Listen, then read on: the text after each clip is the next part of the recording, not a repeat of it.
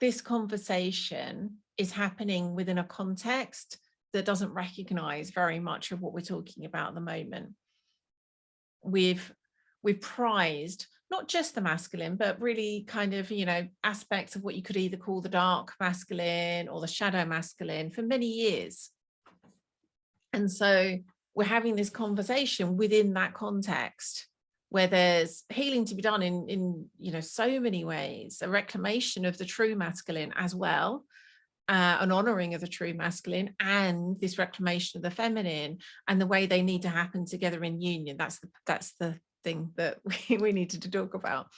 And it's, if we're either in conflict with the masculine, you know, thinking there needs to be this kind of like, I need to focus on bringing down the patriarchy, and saying that we cannot live as sovereign beings, in this instance, women embodying the feminine, we cannot until we've dismantled what's out there. Likely it will never happen. We'll devoted our lives to something that's not here for us.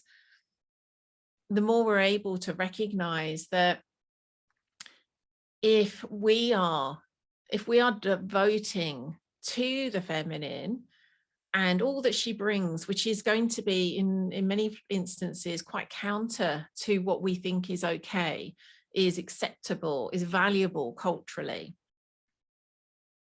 The sensitivities and emotions were just obviously the thing that kind of took us here. But, you know, one example of things that we don't tend to like about the feminine, if we can allow ourselves to still honor that ourselves, there's no way anyone else is going to if we're not willing to.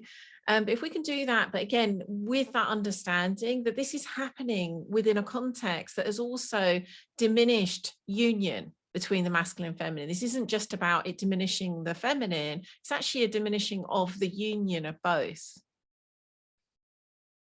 As you know, whilst this conversation has been mainly focused on my devotion to the feminine, my true devotion is to union.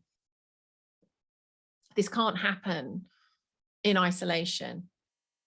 It needs to actually be a devotion to the union, devotion, even if that isn't each woman's devotion, it still has to happen within that understanding that we can't honor the feminine without honoring the masculine.